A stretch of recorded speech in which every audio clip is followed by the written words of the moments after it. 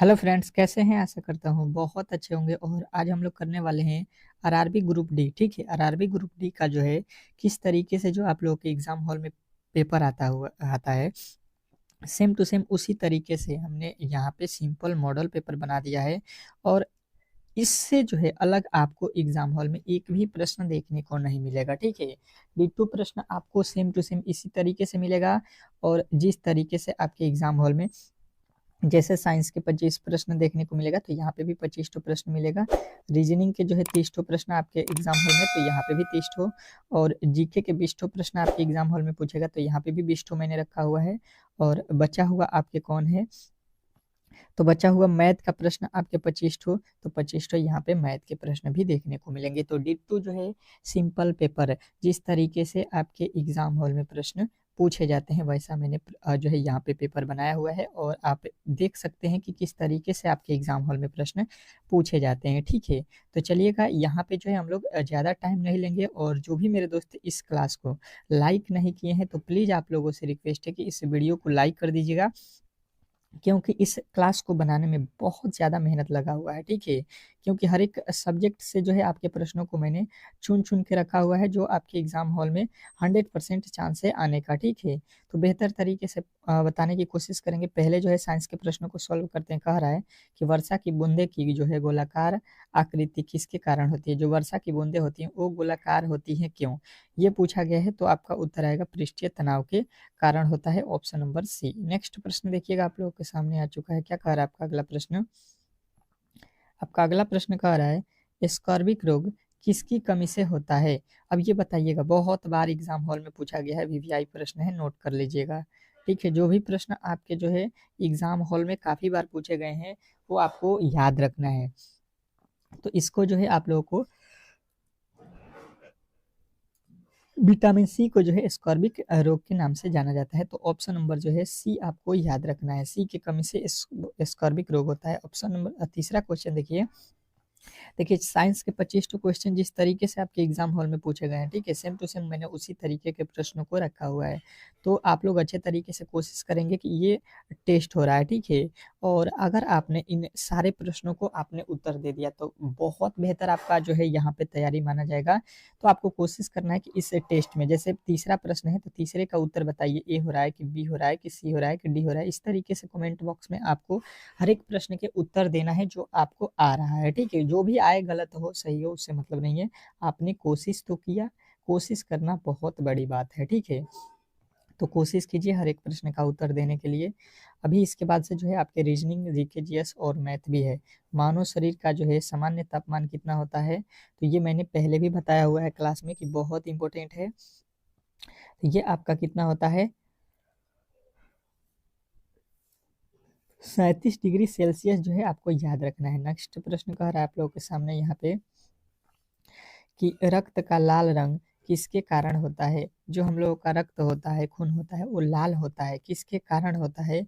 यही आपसे पूछा गया है। ठीक है, तो सभी के उत्तर आएगा कि रक्त का जो लाल होना, ये किसके कारण होता है? तो हीमोग्लोबिन के कारण होता है। ऑप्शन नंबर ए, जितने भी मेरे दोस्त बताए हैं, बिल्कुल राइट उत्तर है। नेक्स्ट प्रश्न देखिएगा, आप लोगों के सामने आ चुका है। क्या कह रहा है आपका अगला प्रश्न? पृथ्वी का जो है पायन वेग कितने होता है? ठीक है, पृथ्वी का पलायन वेग कितना होता है, ये आपको बताना है, बताने की कोशिश कीजिएगा। तो सभी के उत्तर यहाँ पे कितना आएगा? 11.2 किलोमीटर प्रति सेकेंड। Option number D. अगला प्रश्न कह रहा है रेबीज के टीके की खोज किसने की थी? रेबीज का जो टीका होता है, ठीक है, ये इसका खोज किसने किया था, बताने की कोशिश करेंगे। छठे प्रश्न का उत्तर जो है क्या होने वाला है, सभी लोग बताइएगा। तो सभी के उत्तर यहाँ पे आएगा कि लुइस पास्चर ने। ठीक है, लुइस पास्चर आपके ऑप्शन नंबर बी जो है बिल्कुल राइट उत्तर है। तो आपका जो है ऑप्शन नंबर बी आया है, तो बिल्कुल आपका सही उत्तर है। अगला प्रश्न देखिए, कह रहा है कि प्रोटीन की कमी से कौन सी रोग होती है? प्रोटीन की कमी से कौन सी रोग होती है, बताने की कोशिश करेंगे। तो यहाँ पे आपको याद रखना है कि प्रोटीन के जो कमी से रोग होता है वो कौन सा होता है?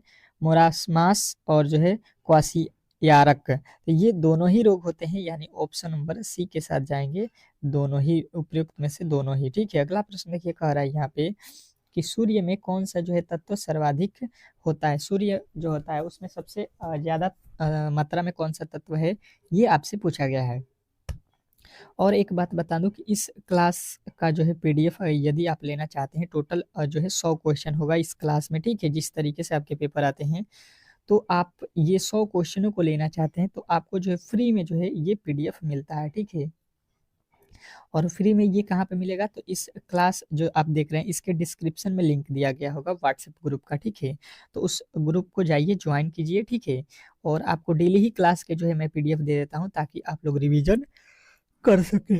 तो सूर्य में कौन सा तत्व जो है सर्वाधिक मात्रा में होता है, तो हाइड्रोजन आपको याद रखना है। ठीक है, नेक्स्ट प्रश्न देखिएगा, आप लोगों के सामने आ चुका है, कह रहा है कि लाफिंग गैस के नाम से जाना जाता है। लाफिंग गैस जो होता है, हास्य गैस, इसके जो है इसको जो है किस नाम से जाना जाता है, चलिएगा बताइएगा। ये भी आपके एग्जाम हॉल में बहुत बार पूछा गया है, तो नाइट्रस ऑक्साइड इसको बोला जाता है, ऑप्शन नंबर बी। नेक्स्ट प्रश्न देखिएगा, आप लोगों के सामने आ चुका है, ग्लूकोमा रोग का जो है संबंध मानव शरीर के किस अंग से है। ग्लूकोमा रोग का संबंध मानव शरीर के किस अंग से है, बताइएगा। 10वें का राइट उत्तर क्या होने वाला है, ये आपको बताना है, बताने की कोशिश करेंगे सभी लोग। तो ग्लूकोमा रोग कहाँ होता है, आंखों में। ठीक है, नेक्स्ट प्रश्न देखिए, आप लोगों के सामने आ चुका है, दांतों तथा हड्डियों में पाए जाने वाला तत्व कौन सा है। अब बेहतर प्रश्न है आपके सामने कि जो है दांतों और हड्डियों में पाए जाने वाला तत्व कौन सा होता है, तो आपको बताना है कैल्शियम और एवं जो है फास्फोरस। ठीक है, नेक्स्ट प्रश्न का आप लोगों के सामने आ चुका है कि वृद्धावस्था में मानव की हड्डियां क्यों कमजोर हो जाती है। जो वृद्धावस्था है उसमें जो है मानव शरीर की जो हड्डियां होती हैं वो कमजोर हो जाती हैं, क्यों, क्योंकि कैल्शियम की कमी हो जाती है। ठीक है, हड्डियों में क्या होती है, कैल्शियम की कमी। नेक्स्ट प्रश्न देखिएगा, आप लोगों के सामने आ चुका है, लैंप की बत्ती में तेल किसके कारण ऊपर चढ़ता है। जो लैंप का बत्ती होता है तो उसमें तेल नीचे रहता है और बत्ती उसमें डालकर और उसको जलाया जाता है, तेल तो ऊपर की तरफ जाके बत्ती में जलता है, तो किसके कारण होता है, तो ये आपको याद रखना है, कैसियस कैसी किसकीय घटना के कारण होता है। ठीक है, नेक्स्ट प्रश्न देखिएगा, आप लोगों के सामने आ चुका है, कौन सा पदार्थ नाभिकीय रिएक्टर में मंदक का जो है काम करता है, बताइएगा कि कौन सा पदार्थ जो है नाभिकीय रिएक्टर में मंदक का कार्य करता है, तो आपका राइट उत्तर बनेगा यहाँ पे भारी जल। ठीक है, ऑप्शन नंबर सी जो है इस प्रश्न का राइट उत्तर होगा। अगला प्रश्न कह रहा है कि सर्वप्रथम मानव ने किस धातु का जो है उपयोग किया। सबसे पहले जो मानव जाति है ये सबसे पहले किस धातु का उपयोग किया था, ये आपसे प्रश्न पूछना चाह रहा है।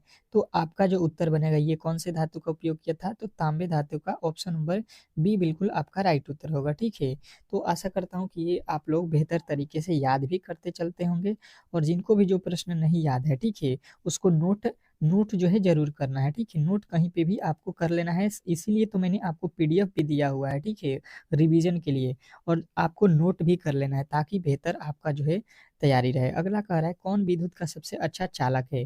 विद्युत का सबसे चालक, इसमें जो है सबसे अच्छा चालक कौन है, ये आपको बताना है।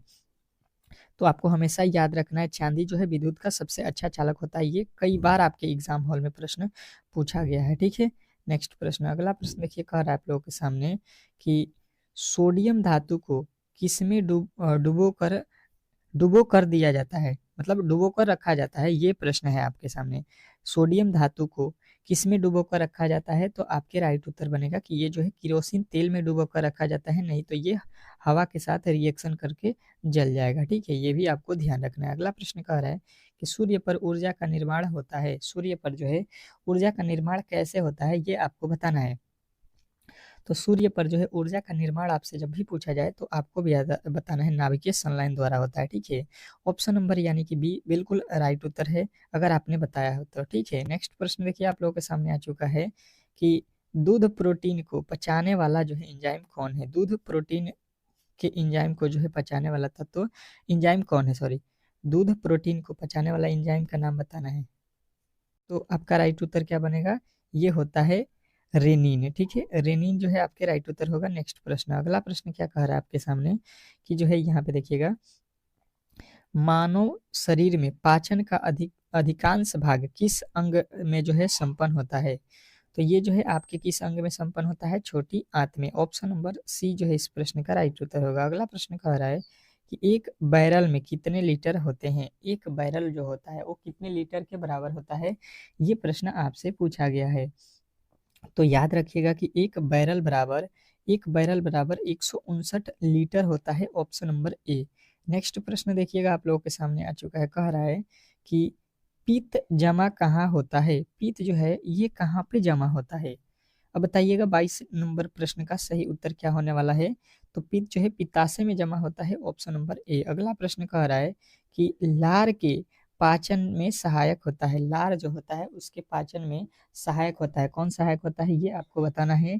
तो लार के पाचन में जो है स्टार्च जो है सहायक होता है। Option number B. नेक्स्ट प्रश्न देखिएगा कह रहा है कि श्यानता की जो है इकाई क्या है? श्यानता की जो है इकाई क्या है? देखिए एसआई यूनिट से जो है आपको प्रश्न 100% है कि हर एक शिफ्ट में एक तो पूछा जाएगा। तो टोटल एसआई मात्रक आपको याद होना चाहिए। ठीक है, तो ये जो है प्लवाइज जो है आपके राइट उत्तर हो जाएगा। नेक्स्ट प्रश्न कह रहा है कि टिबिया नामक हड्डी किसमें पाई जाती है?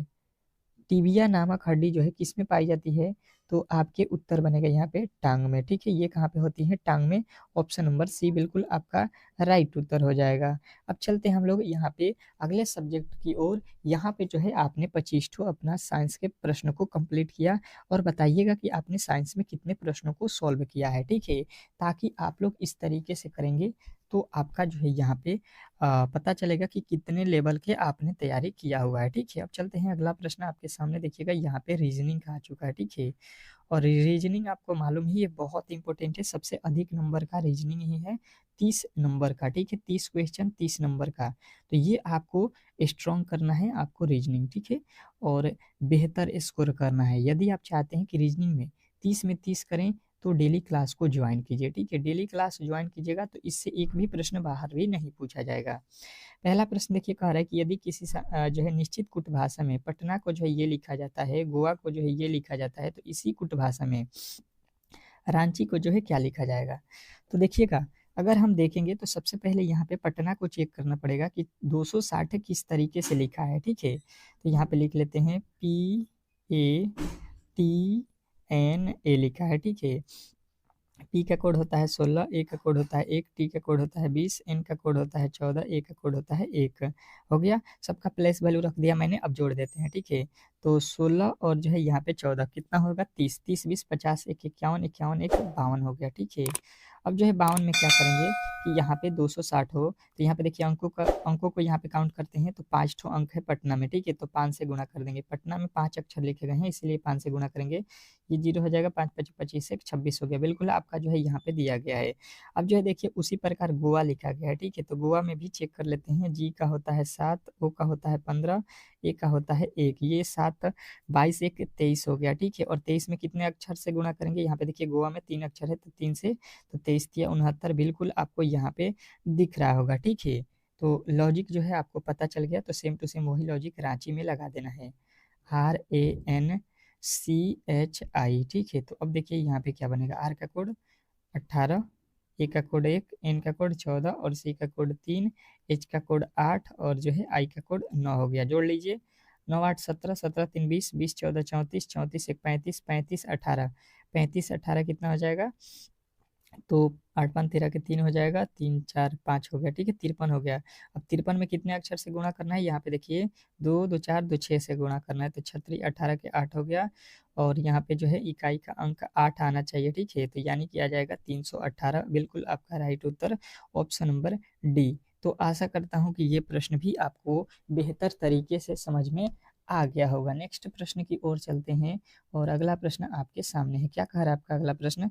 रीजनिंग का दूसरा प्रश्न। देखिए हर एक प्रश्न को मैंने पहले भी बता दिया है कि कभी भी आप मेरे क्लास में आए तो कभी भी जो है आपको देखना नहीं है वीडियो, इन प्रश्नों को जवाब देते रहना है। ठीक है, तो ही बेहतर स्कोर आप लोग एग्जाम हॉल में कर सकते हैं, नहीं तो बेहतर स्कोर नहीं कर पाइएगा। ठीक है, तो अब देखिए यहाँ पे क्या कह रहा है कि 4 शब्द दिए गए हैं जिनमें से जिनमें से 3 किसी तरीके से समान है जबकि एक असंगत है। असंगत का जो है चयन करना है। बताइएगा कि इसमें जो है असंगत कौन है? चलिएगा बताने की कोशिश करेंगे कि यहाँ पे 4 ऑप्शन है, ठीक है। 4 में से 3 एक जैसे हैं और एक जो है अलग है। तो अलग वाले की जो है पहचान आप लोगों से बोल रहा है। तो अलग वाले का जो है पहचान आपको करना है, बताने की कोशिश करेंगे। तो देखिए हुआ क्या है, यहाँ पे लिखा है टीन, एल्यूमिनियम, स्टील और जस्ता। 4 ऑप्शन आपने अच्छे तरीके से पढ़ लिया होगा। तो आपके दिमाग में पहला थॉट क्या आएगा कि भाई साहब ये टीन, ये एल्यूमिनियम, ये जस्ता क्या है, ये सारे ही क्या है, धातु हैं, ठीक है। ये क्या है, धातु हैं। परंतु जो ऑप्शन नंबर सी लिखा गया है ये क्या है, मिश्र धातु है, ठीक है। स्टील जो होता है वो क्या होता है, मिश्र धातु होता है। तो ऑप्शन नंबर आपको किसके साथ जाना है, सी वाले के साथ जाना है, और सी बताया है तो बिल्कुल आपका राइट उत्तर है। नेक्स्ट प्रश्न देखिएगा आप लोगों के सामने आ चुका है। कह रहा है यहाँ पे तीसरा प्रश्न कि 4 शब्द दिए गए हैं जिनमें से 3 किसी तरीके से समान है जबकि एक असंगत है। असंगत का जो है चयन कीजिए। अब इसमें जो है असंगत वाले की पहचान करनी है आप लोगों को कि इसमें असंगत कौन है। चलिएगा, आपको जो है 10 सेकंड का समय देता हूँ, और मैंने अभी आप लोगों को इस तरीके के प्रश्न बताया भी है। तो गलती की गुंजाइश नहीं होनी चाहिए। गलती जो है यहाँ पे गुंजाइश किसी भी तरीके से नहीं होगा गलती का।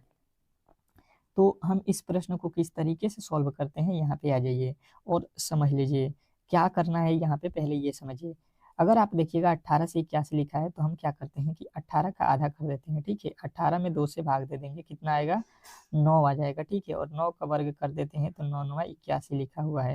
यहाँ पे तीसरे में आएंगे 34 लिखा है, और 34 में भी 2 से भाग दे देंगे, इसका आधा करेंगे 17 हो जाएगा, और 17 का वर्ग कर देंगे, कितना आ जाएगा, 17 का वर्ग 289। अब जो है यहाँ पे उसी तरीके से 16 लिखा है, 16 में भी हमको 2 से भाग देना है, ये कितना हो जाएगा, तो भाग दीजिएगा तो आएगा 8, ठीक है। 8 आएगा, और 8 का वर्ग करेंगे तो 8 8 64। उसी प्रकार 26 लिखा है, 26 का जो है आधा करेंगे, कितना हो जाएगा, 26 का आधा मतलब 2 से भाग दे देंगे, 13 हो गया। 13 का वर्ग कितना होता है, 169, ठीक है। और यहाँ पे लिखा है 168, तो बिल्कुल ही गलत है, ये तीनों ही वर्ग लिखे गए हैं, ये नहीं है। तो बिल्कुल आपके जो है ऑप्शन नंबर पहला वाला ही अलग हो जाएगा। नेक्स्ट प्रश्न, अगला प्रश्न देखिएगा और बताने की कोशिश करेंगे चौथे प्रश्न का राइट उत्तर क्या होने वाला है। निम्नलिखित श्रृंखला में प्रश्नवाचक चिन्ह की जगह पर आने वाली जो है संख्या का जो है चयन करना है। अब जो है आपके पास 10 सेकेंड का समय है, और श्रृंखला श्रेणी से तो 100% है कि हर एक शिफ्ट में 2 या 1 प्रश्न हर एक शिफ्ट में पूछे जाएंगे, और ये होते बहुत इजी हैं। यदि आपने प्रेस्टिक डेली किया हुआ है तो ऐसे प्रश्नों को आप लोग बेहतर तरीके से एग्जाम हॉल में करके आएंगे। तो केवल जो है प्रेस्टिक ही इन प्रश्नों को सॉल्व करा सकता है आपको। तो आप डेली क्लास में आइए और बेहतर स्कोर अपना जो है करिए, ठीक है। क्योंकि एक ही क्लास में आपके 100 प्रश्न, और वो भी अलग अलग सब्जेक्ट का, कोई भी नहीं करा सकता है यूट्यूब पे, ठीक है। क्योंकि पेड कोर्सेज होते हैं यहाँ पे। फ्री में मैंने तो जो है आपके क्लास भी प्रोवाइड किया है, चैप्टर वाइज आपके अलग अलग जो है प्रेस्टिक सेट भी मैंने कराया हुआ है, और अब जो है सिंपल पेपर भी करा रहा हूँ। तो ये सारे ही आपके फ्री में जो है यूट्यूब पे कोई नहीं कराता है, ठीक है। ये मैंने आपको अच्छे तरीके से बताया भी है। तो आप इस चैनल को अब तक जो है सब्सक्राइब नहीं किए हैं तो सब्सक्राइब करके रखिएगा, ताकि हर एक क्लास जो है आपको यहाँ पे मिलता रहेगा, ठीक है। और वीडियो को लाइक जरूर कर दीजिएगा, ताकि हम इस तरीके की क्लास डेली ही प्रोवाइड करें। ये देखिए 39 से लिखा है, यहाँ पे कितना 50 है। तो अगर देखिएगा तो कहिएगा 11 प्लस किया गया है। 50 से 63 लिखा है मतलब 13 प्लस किया गया है। 13 से जो है 80 लिखा है मतलब 17 प्लस किया गया है। इसके आगे हमें नहीं मालूम है, इसके आगे नहीं मालूम है।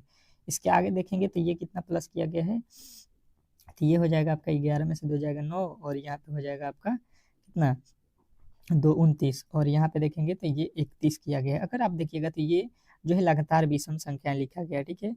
विषम नहीं, अभाज्य संख्या। 11 से 13, 13 से 15, अगर 13 से 17, 17 के बाद अभाज्य संख्या कौन सी होती है, तो ये आपको यहाँ पे ध्यान रखना है, ये होता है आपका 19, ठीक है। और 19 जोड़ दीजिए यहाँ पे तो ये हो जाएगा 99, और 99 यदि आपने बताया है तो बिल्कुल ही राइट उत्तर है, ठीक है। ये अभाज्य संख्याएं जोड़ा गया है, ठीक है।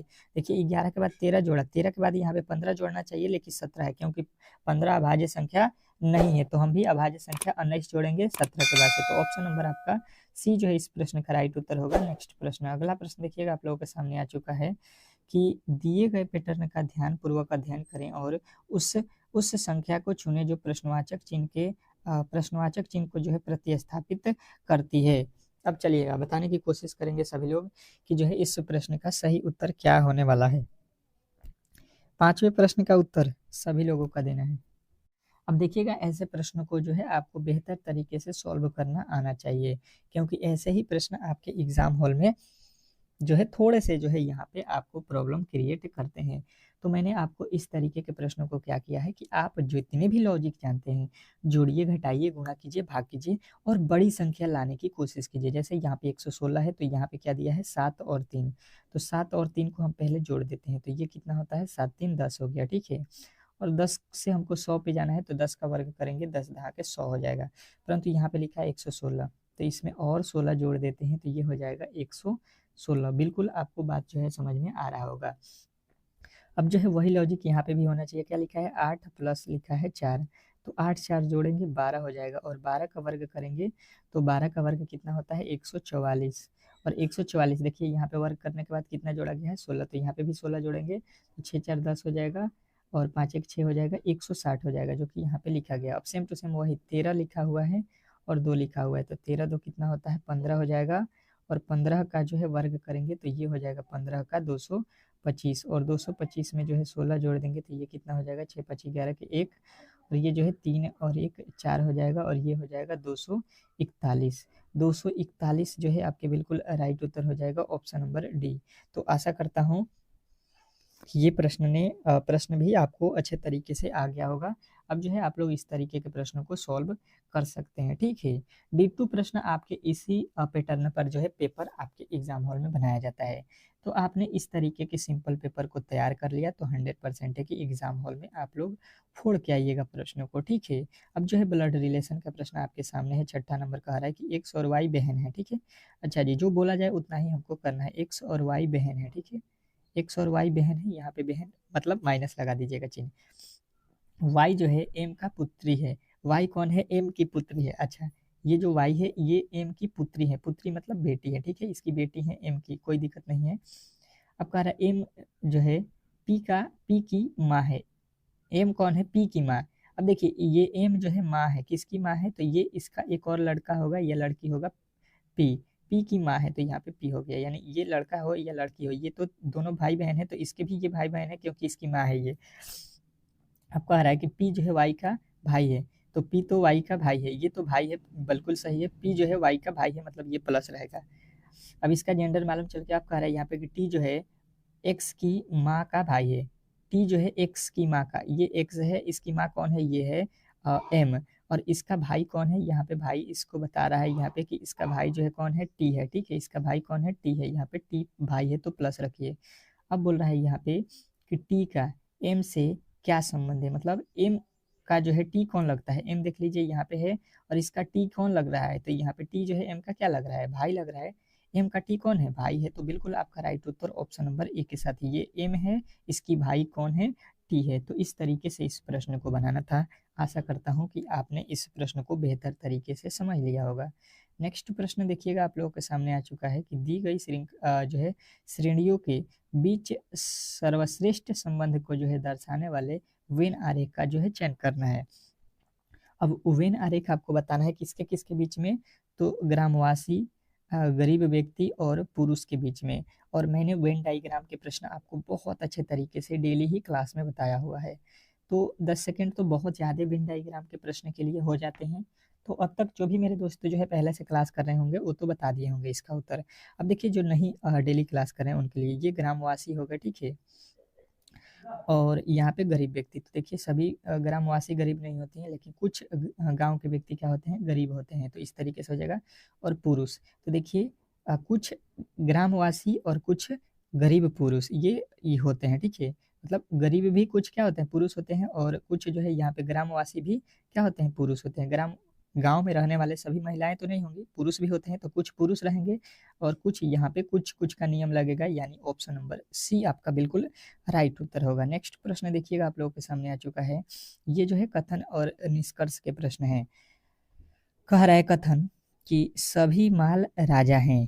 दूसरा कथन कह रहा है कि कोई भी राजा हिटलर नहीं है। अब जो है कथन को पहले ध्यान पूर्वक हमें पढ़ना होता है, फिर इसका जो है निष्कर्ष देखते हैं कि सही हो रहा है या नहीं हो रहा है। तो बताइए, 10 सेकंड के समय जो आपके पास है उसका सही इस्तेमाल कीजिए और इस प्रश्न का राइट उत्तर बताइए, बताने की कोशिश करेंगे। सभी लोग। तो यहाँ पे देखिए सबसे पहले बोला क्या गया है, यहाँ पे जितने भी आपके माल हैं, ठीक है, यहाँ पे माल बोला गया है, ये सभी क्या है, राजा है, ठीक है। तो ये राजा के अंदर आ जाएंगे, यहाँ पे आर से लिख देता हूँ। अब कह रहा है कोई भी राजा हिटलर नहीं है, तो राजा और हिटलर में कोई भी संबंध नहीं है, ये हिटलर अलग रहेगा, ये राजा अलग रहेगा, ठीक है। इस तरीके से इसका जो है आपको फ्रेम बना लेना है, वेन डायग्राम। अब जो है इसी के आधार पे आप इस प्रश्न के निष्कर्षण को देख सकते हैं। पहला कह रहा है कि कोई भी माल हिटलर नहीं है, तो देखिए ये माल का हिस्सा है और ये हिटलर का हिस्सा है, किसी तरीके से दोनों में संबंध है, कहिएगा बिल्कुल नहीं है, ये सही बात बोल रहा है कि किसी तरीके से इन दोनों में संबंध नहीं है। दूसरा देखिएगा कह रहा है कि सभी राजा माल हैं, जितने भी राजा हैं, ये राजा जितने भी हैं ये सभी जो है माल है, तो कहिएगा बिल्कुल नहीं है, ये बिल्कुल उल्टा बोल रहा है, जितना भी माल है वो क्या है, सभी राजा है, ठीक है। तो इस तरीके से बोलता तो ये बिल्कुल सही होता, तो ये गलत है। यानी कि केवल निष्कर्ष कौन सही है, आपका ऑप्शन नंबर सी के साथ जाइएगा, केवल निष्कर्ष एक सही है। नेक्स्ट प्रश्न की ओर चलते हैं और अगला प्रश्न आपके सामने है। अब देखिएगा क्या कह रहा है आपका अगला प्रश्न, कि यहाँ पे जो है VWXYZ एक जो है पंक्ति में उत्तर की ओर मुख करके बैठे हैं। अच्छा जी, 5 व्यक्ति हैं और पांचों ही उत्तर की तरफ मुंह करके बैठे हैं। अब बोल रहा है कि V और X के बीच W है और Y जो है Z के बाईं ओर है, Z का जो है सिरे पर X पंक्ति के केंद्र में बैठा है, तो X के बाईं ओर जो है दाईं ओर कौन सा अक्षर होगा, ये आपको बताना है। अब बताने की कोशिश करना है सभी लोगों को। प्रश्न का जो है टाइमिंग स्टार्ट हो चुका है 10 सेकेंड सॉल्व करने का। बताइए, अभी जो है आपके जीके के भी प्रश्न बाकी हैं और जो है मैथ के, तो ये अभी आप लोगों को अच्छे तरीके से क्लास में बने रहना है, ठीक है। और क्लास को अच्छे तरीके से देखना है, समझना है, और D2 प्रश्न जो है आपको एग्जाम हॉल में देखने को मिलेगा। तो ये उत्तर की तरफ बैठे हैं, यानी कि मैंने आपको दिशा भी बताया हुआ है पहले अच्छे तरीके से, तो दिशा आपको अच्छे तरीके से मालूम है, ऊपर की तरफ उत्तर होता है। एक, ये 2 व्यक्ति हो गए, ये 3 व्यक्ति हो गए, ये 4 और ये आपके 5 व्यक्ति उत्तर की तरफ बैठे हुए हैं। उत्तर ऊपर ही होता है, ठीक है, उत्तर की दिशा ऊपर की तरफ होती है, तो ये उत्तर हो गया। अब बोल रहा है यहाँ पे कि भी जो है एक्स और डब्ल्यू के बीच में बैठा है, भी जो है भी मान लीजिए यहाँ पे है, तो एक्स और डब्ल्यू के बीच में बैठा है। अब कह रहा है यहाँ पे कि वाई जो है जेड के बाईं ओर है और एक्स पंक्ति के केंद्र में है, एक्स पंक्ति के केंद्र में है, यानी कि जो है देखिए ये वाला जो हम लोग डब्ल्यू लिखे हैं ये बिल्कुल गलत हो जाएगा। यानी कि जो है हम लोग यहाँ पे देखिए किस तरीके से लिखेंगे, यहाँ पे एक्स लिखेंगे, यहाँ पे डब्ल्यू लिखेंगे। देखिए डब्ल्यू बोला गया है कि जो है भी जो है एक्स और डब्ल्यू के बीच में है, तो देखिए ये डब्ल्यू हो गया और ये एक्स हो गया और इसके बीच में भी बैठ गया। अब उसके आगे चलिए, कह रहा है कि वाई जो है जेड के बाईं ओर बैठा है। वाई कहाँ है, वाई जो है जेड के बाईं तरफ, तो जेड रख लीजिए यहाँ पे और इसका बायां हो जाएगा ये वाला हिस्सा, तो ये हो गया वाई। अब क्या कह रहा है यहाँ पे कि जेड एक सिरे पर है, तो जेड एक सिरे पे है, बिल्कुल लास्ट वाले छोर पे है। एक्स केंद्र पे है, केंद्र पे भी एक्स हो गया। कह रहा है कि एक्स के दाईं ओर कौन है, तो एक्स ये हो गया और इसका दाहिना साइड कौन है, ये दाईं साइड होता है, ठीक है। तो ये दाएं में कौन बैठा है, आपका वाई बैठा है। तो बिल्कुल आपने अगर बी बताया है तो बिल्कुल आपका राइट उत्तर हो जाएगा। आशा करता हूँ कि ये प्रश्न भी आपको बेहतर तरीके से समझ में आया होगा और आपने इस तरीके के प्रश्नों को अच्छे तरीके से सॉल्व कर सकते हैं, ठीक है। नेक्स्ट प्रश्न, अगला प्रश्न देखिएगा आप लोगों के सामने आ चुका है। कह रहा है कि निम्नलिखित आकृति में कागज के एक टुकड़े को मोड़ने का जो है क्रम और जो है मुड़े हुए कागज को काटे जाने की विधि दर्शाई गई है। पुनः जो है खोले जाने पर यह कागज कैसा दिखाई देगा, ये हमको बताइए। अब चलिएगा ये प्रश्न का उत्तर बताइएगा। आपके सामने बोला गया है कंडीशन की एक कागज दिया गया है ये बड़ा सा, ठीक है, इसको पहले बीच से मोड़ दिया गया है इस तरफ, मोड़ने के बाद से फिर इसका जो आधा वाला हिस्सा है इसको भी मोड़ दिया गया है यहाँ पे और इसको जो है काटा जा रहा है, ठीक है। काटने में जो है देखिए इसका कंडीशन क्या है कि यहाँ पे 2 ठो गोला जो है काटा गया है, ठीक है। अब इसको खोला जाएगा, कागज को जो खोला जाएगा तो ये हमें किस तरीके से दिखाई देगा, यही प्रश्न में पूछा गया है। तो बताइए कि जब इसको हम खोलेंगे तो किस तरीके से हमको दिखाई देगा। तो अब देखिएगा ये किस तरीके से दिखाई देगा, अच्छे तरीके से देख लीजिए। ये 2 ठो गोला यहाँ पे बन जाएगा, ठीक है। फिर इसको इधर भेजेंगे तो यहाँ पे 4 ठो गोले जो है आपके बनेंगे। अब जो है ये देख लीजिए ये तो बिल्कुल गलत हो जाएगा और ये देखिए ये कहाँ से आ गया, ये दोनों अलग, ये कहाँ से हो जाएगा, और यहाँ पे देखिए, यहाँ पे तो बनना चाहिए चार्ट हो, तो यहाँ पे 2-2 छोड़ दिया है, ये भी गलत। यानी कि जो है आपका बिल्कुल राइट उत्तर होगा, खोलने पर ऑप्शन नंबर सी बनेगा। तो सी यदि आपने बताया है तो बिल्कुल ही राइट उत्तर है। नेक्स्ट प्रश्न, अगले प्रश्न की ओर चलेंगे और अगला प्रश्न आपके सामने है। क्या कह रहा है आपका अगला प्रश्न? बताने की कोशिश करना है। लिखा गया है कि दी गई आकृति में कितने त्रिभुज हैं।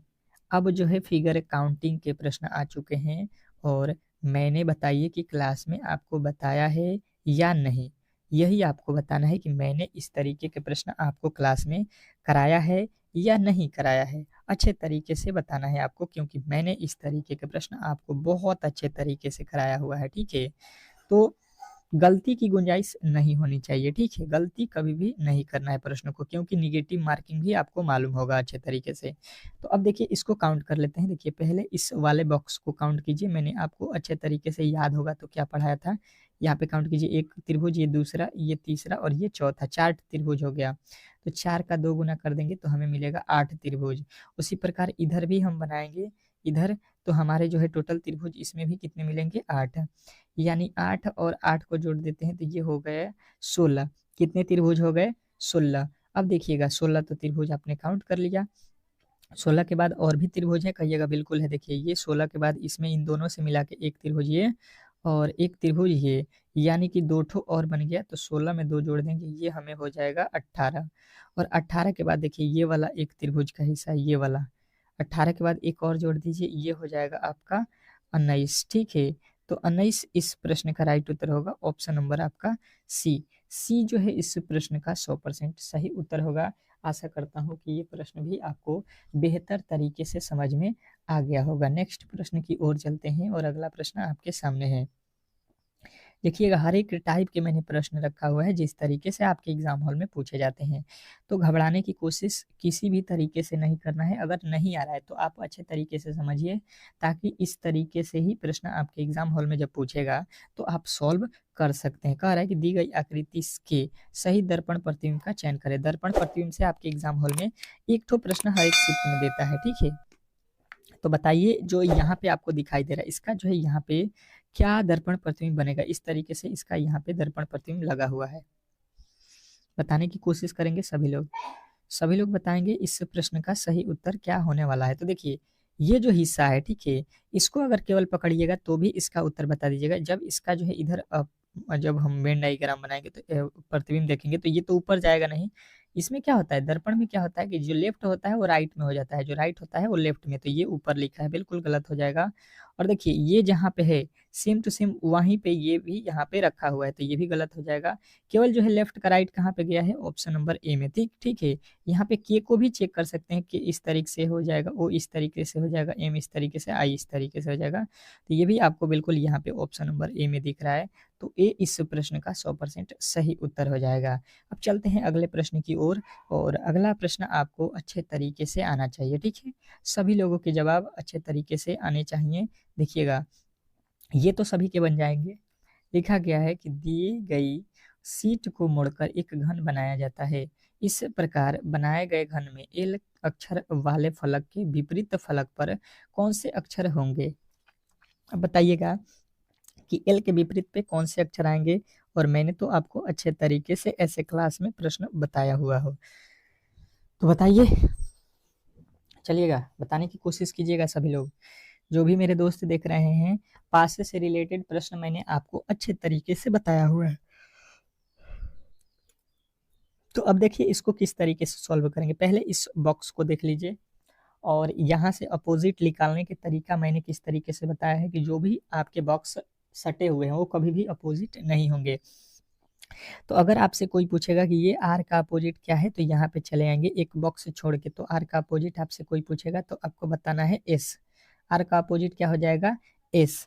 अब जो है उसके आगे चलिएगा, ये जो है बाहरी वाला देखिए एन लिखा है और यहाँ पे बाहरी का जो है बाहरी ही होता है, ठीक है। मतलब एन का अपोजिट कोई पूछेगा तो बाहर में क्या लिखा गया, बाहर वाला कोठा, बाहर वाला कोठा का जो है अपोजिट हो जाएगा, यानी एन का अपोजिट ये हो जाएगा।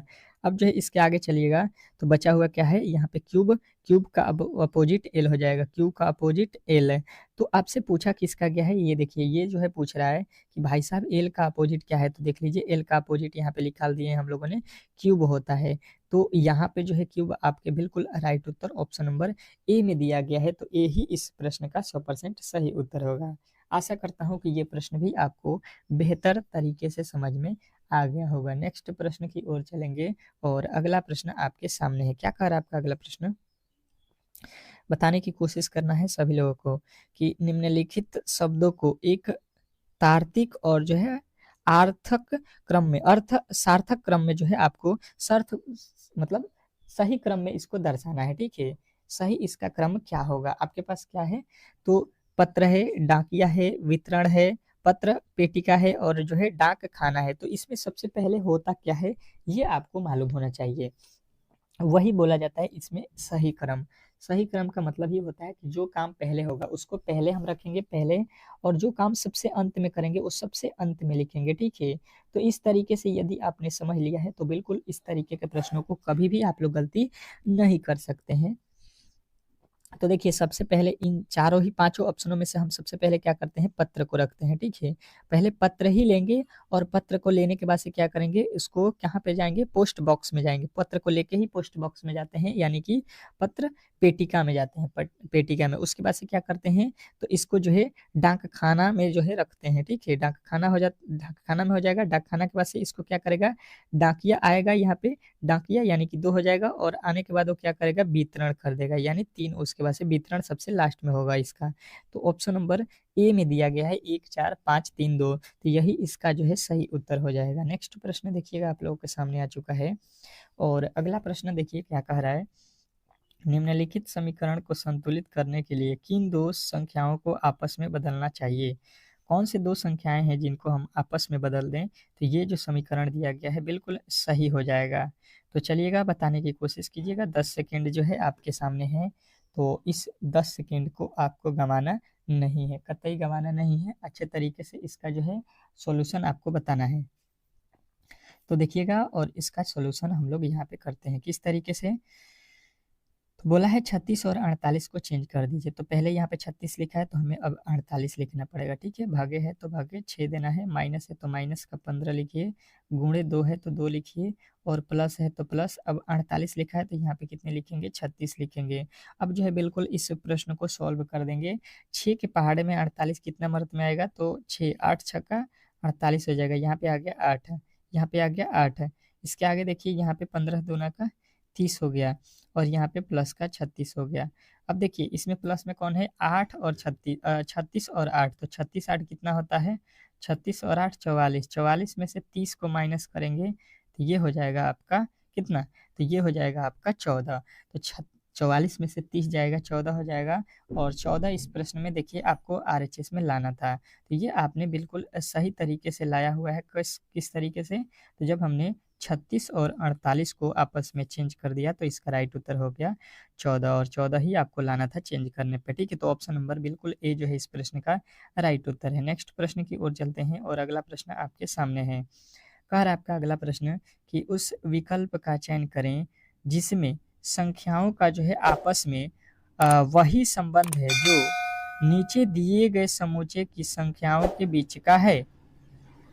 बताइएगा कि जो है इस प्रश्न का सही उत्तर क्या होने वाला है। जैसे कि यहाँ पे 15 49 और 151 का संबंध है, वही संबंध इन चारों में से किसमें संबंध आपको दिखाई दे रहा है। बिल्कुल वही वाला लॉजिक लगना चाहिए, same to same, same to same वही लॉजिक आपको देखना है यहाँ पे किस वाले में लगाया गया है। 10 सेकेंड का समय है, और ये प्रश्न तो देखते ही बन जाने चाहिए, ये प्रश्न आपको देखते ही बन जाने चाहिए, क्योंकि प्रश्न होते बहुत इजी हैं, थोड़े से आपको मेहनत की ज़रूरत होती है इन प्रश्नों में।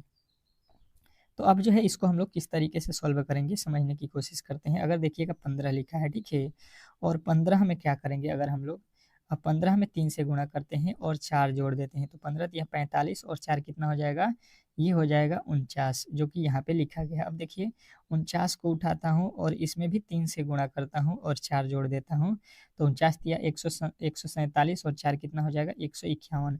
मतलब क्या किया है, 3 से गुणा और 4 जोड़ रहा है, ठीक है।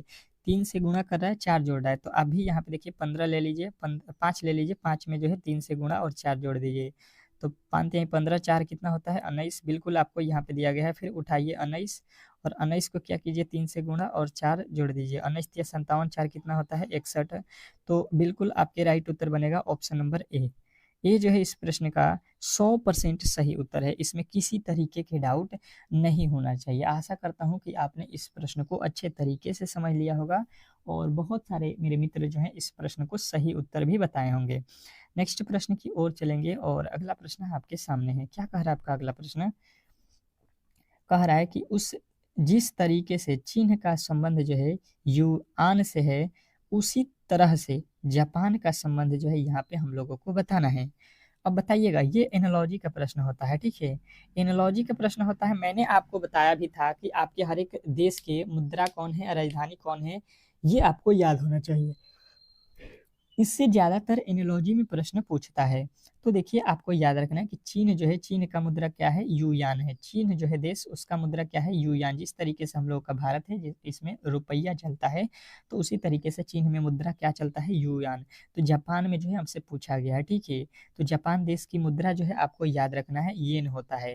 तो जापान का संबंध किससे हो जाएगा, येन हो जाएगा। ऑप्शन नंबर ए जो है बिल्कुल आपका राइट उत्तर है। यदि आपने बताया है तो बिल्कुल आपका जो है ये राइट उत्तर है। नेक्स्ट प्रश्न की ओर चलेंगे और अगला प्रश्न आपके सामने है। क्या कह रहा है आपका अगला प्रश्न? देखिएगा, ये जो है अब आपका जो है जीके के प्रश्न स्टार्ट हो चुका है, ठीक है, तो जीके के प्रश्न को जो है फटाफट से हम लोग करेंगे क्योंकि इसमें टाइम नहीं लेंगे। आपके 4 से 5 मिनट में 20 ठो जो जीके के प्रश्न पूछा जाता है इसको क्लियर करना है। 20 ठो ही प्रश्न है और 20 ही महत्वपूर्ण आपको यहाँ पे दिया जाएगा, जो कि आपके एग्जाम हॉल में आने के 100% चांस है। पहला प्रश्न कह रहा है कि छाता नामक जो है वर्षा जल संचयन योजना किस राज्य से शुरू किया गया है, ठीक है, छाता नामक वर्षा जल संचयन योजना किस राज्य ने शुरू की है, तो आपका उत्तर बनेगा कि ये जो राज्य है ये आपका उड़ीसा राज्य ने शुरू किया है। तो ऑप्शन नंबर बी के साथ आपको जाना है। आशा करता हूँ कि बी जो है इस प्रश्न का 100% सही उत्तर है, आपको अच्छे तरीके से मालूम होगा।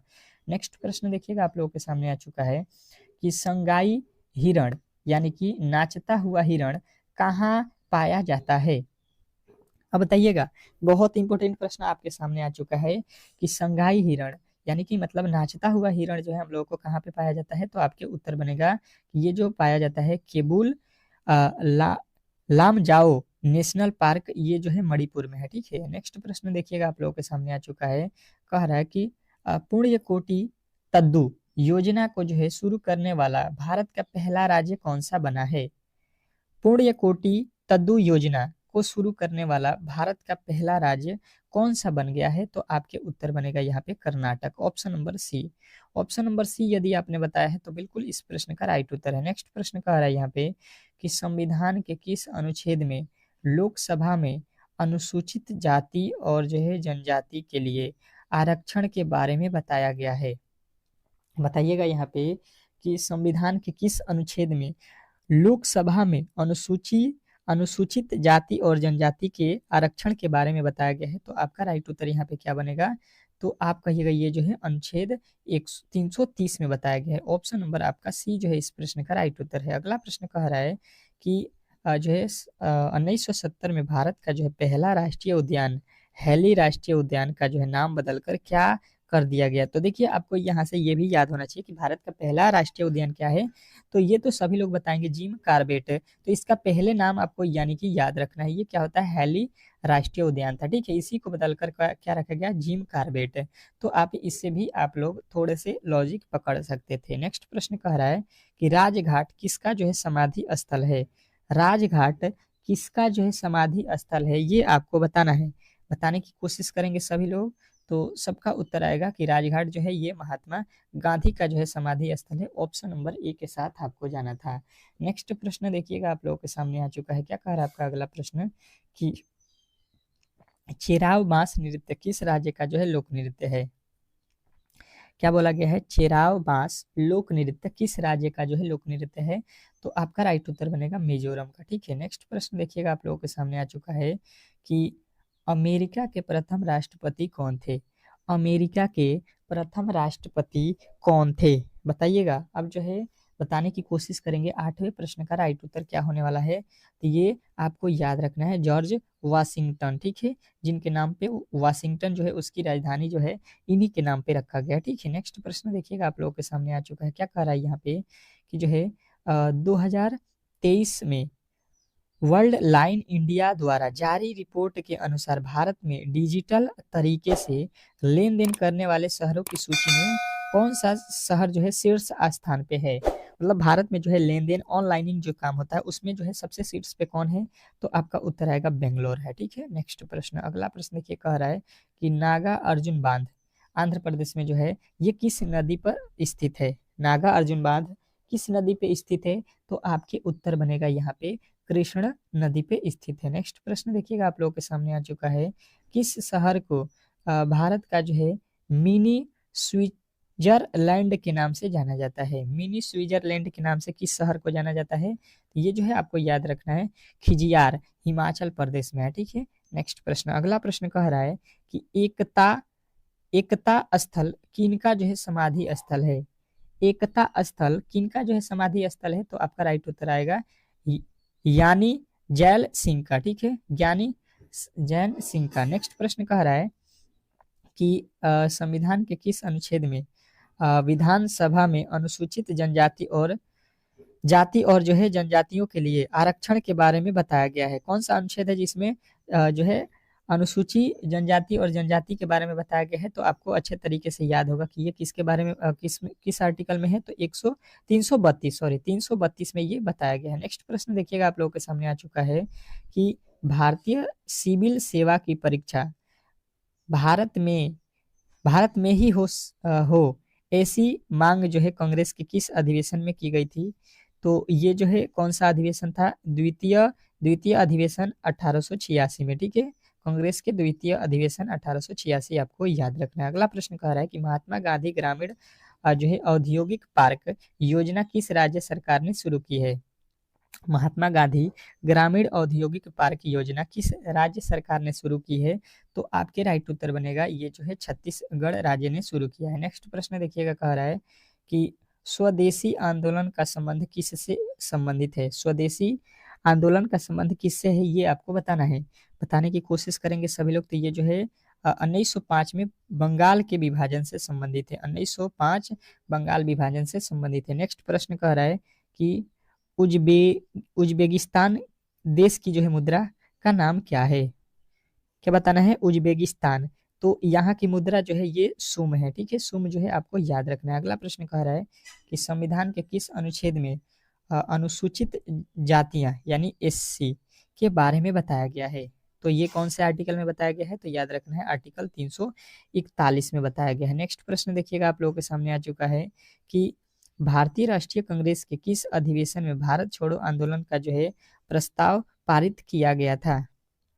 भारतीय राष्ट्रीय कांग्रेस के किस अधिवेशन में भारत छोड़ो आंदोलन का जो है प्रस्ताव पारित किया गया था, तो आपके राइट उत्तर हो जाएगा ऑप्शन नंबर बी, वर्धा प्रस्ताव 1942। नेक्स्ट प्रश्न देखिएगा आप लोगों के सामने आ चुका है कि खिलजी वंश के जो है संस्थापक कौन थे। खिलजी वंश के जो संस्थापक थे वो कौन थे, अब जो है बताने की कोशिश करेंगे सभी लोग, तो सभी के उत्तर आएंगे कि ये जो थे जलालुद्दीन खिलजी था। ऑप्शन नंबर आपका डी जो है इस प्रश्न का बिल्कुल राइट उत्तर होगा, ठीक है। अब चलते हैं हम लोग यहाँ पे बिष्ठो आपके जीके जीएस के भी प्रश्न समाप्त हो चुका है, ठीक है।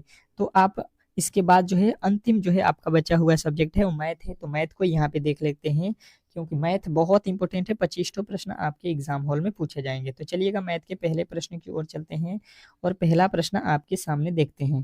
देखिएगा पहला प्रश्न आज का मैथ का यहाँ पे स्टार्ट हो चुका है और अच्छे तरीके से इस प्रश्न को सॉल्व करना है। हर एक प्रश्न को आपको खुद से पहले ट्राई करना है, मैं उसके लिए 20 सेकेंड दूंगा और अच्छे तरीके से प्रश्न को पढ़ के समझाऊंगा भी।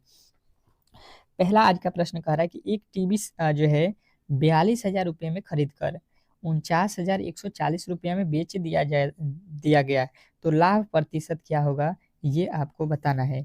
अब जो है यहाँ पे सिंपल सा प्रश्न है और इसका जो है जवाब आपको लाभ प्रतिशत में बताना है। यही थोड़ा सा मुश्किल है, परसेंटेज में दे दिया है। अगर आपको रुपया में बोलता तो आप इजीली सॉल्व कर सकते थे, परंतु परसेंटेज दिया है आपके जो है टाइम को जो है यहाँ पे और आपके माइंड को जांचने के लिए। तो देखते हैं कौन कौन मेरे दोस्त जो है ये मैथ के पहले प्रश्न का जवाब देते हैं।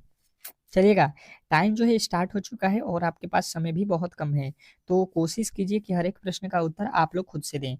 हर एक प्रश्न को मैंने आपको क्लास में हर एक दिन बताता हूँ कि आप इन प्रश्नों को टेस्ट के तौर पे रखें। अगर नहीं आता है तो इसको नोट कर लीजिए, इसको नोट कीजिए और जिस तरीके से मैं बताता हूँ उस तरीके से सॉल्व कीजिए। फिर जो है इस टाइप के प्रश्न कभी भी आपके जो है ज़िंदगी में आएगा तो आप लोग सॉल्व कर सकते हैं और बिल्कुल इसी तरीके से प्रश्न आपके एग्जाम हॉल में इसी टाइप के दिए जाएंगे।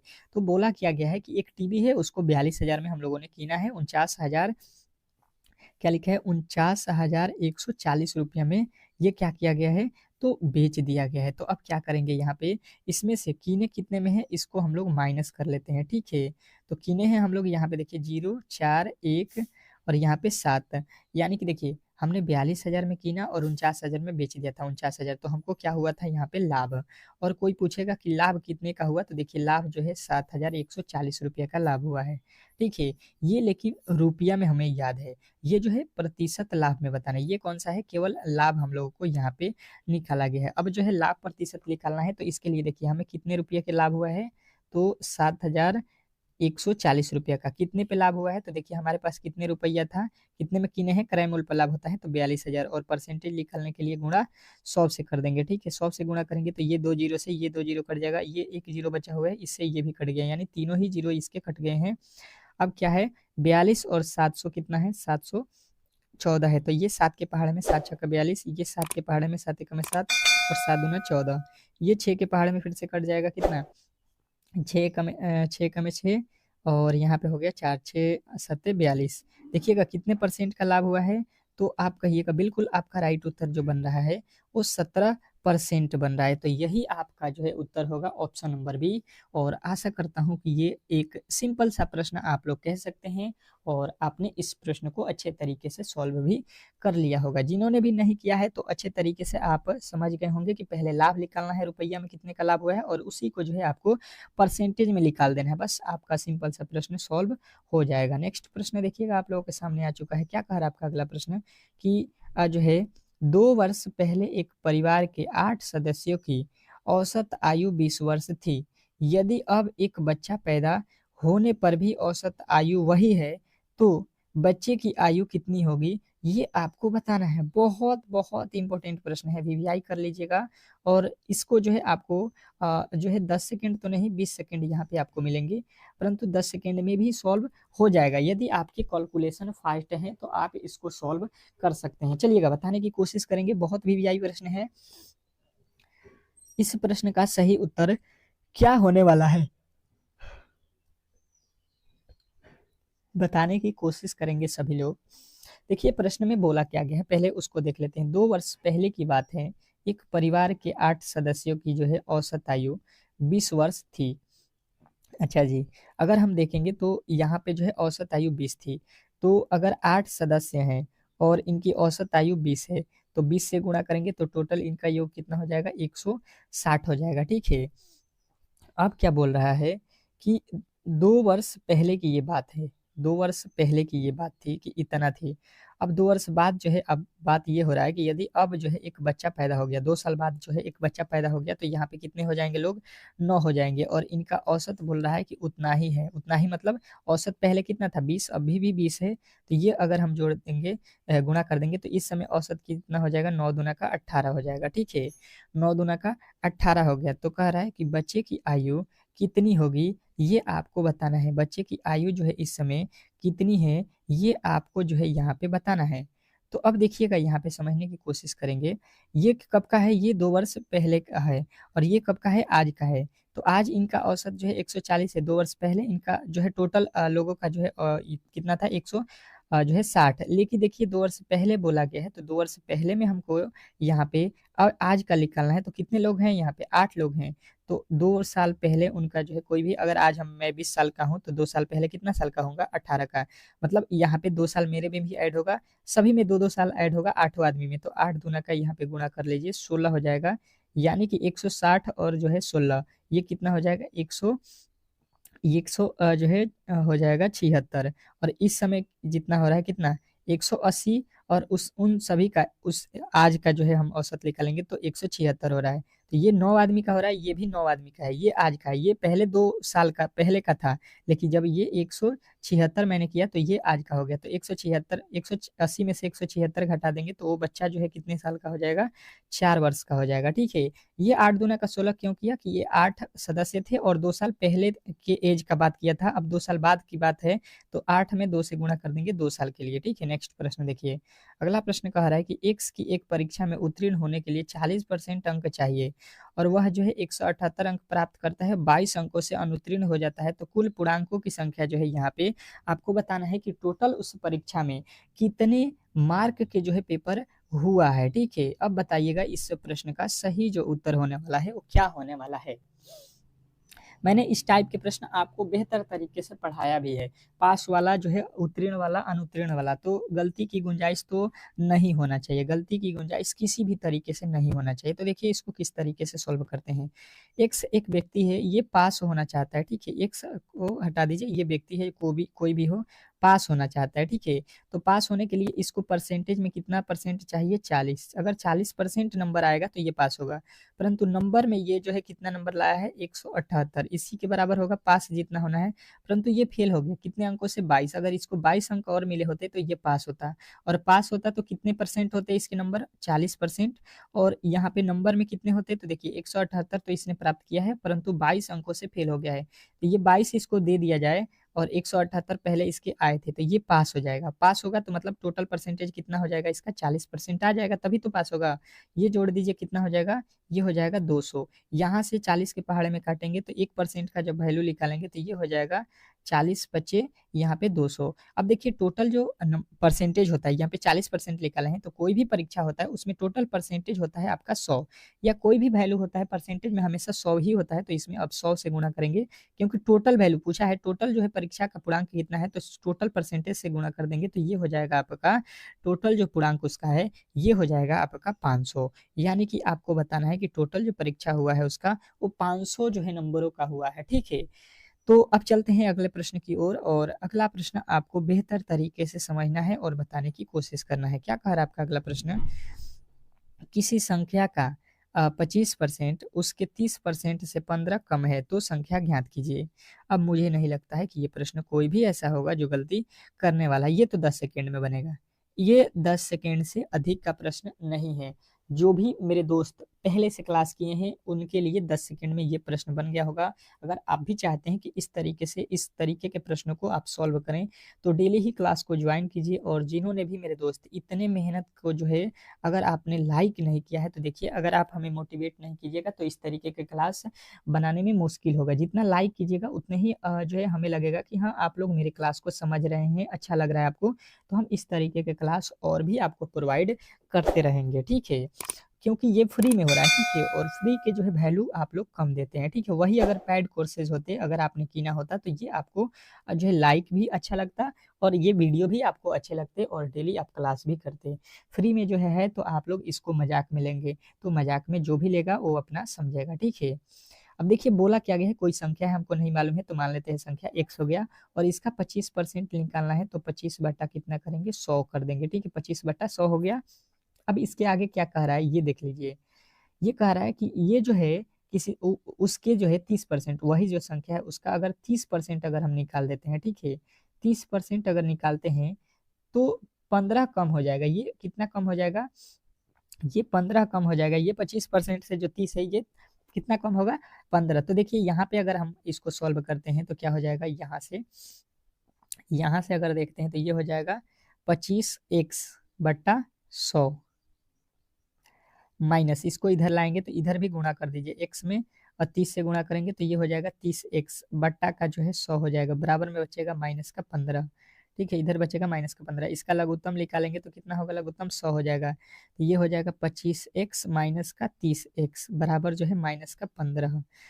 अब देखिए इधर गुणा हो जाएगा और 25 में से 30 जाएगा आपका कितना हो जाएगा, 25 में से 30 जाएगा 5x, 25 में से 30 जाएगा आपका कितना बचेगा यहाँ पे 5x बराबर, ये तिरछा तिरछे गुणा होगा 100 से 15 में तो माइनस का हो जाएगा। और देखिए 25 में से 30 जाएगा माइनस का 5x होगा ना, ये माइनस का 5x होगा और यहाँ पे गुणा करेंगे तो माइनस का 1500 हो जाएगा। तो ये माइनस और माइनस प्लस हो जाएगा, 5 के पहाड़ में 1500 कितने मदद में आएगा, 5×3 = 15, यानी x का जो वैल्यू हमने निकाला ये 300 आ रहा है। ठीक है, तो वो संख्या आपका कितना था, वह जो संख्या था जो हमने x माना था वो जो है आपका 300 था। तो 300 जो है इस प्रश्न का बिल्कुल सही उत्तर है।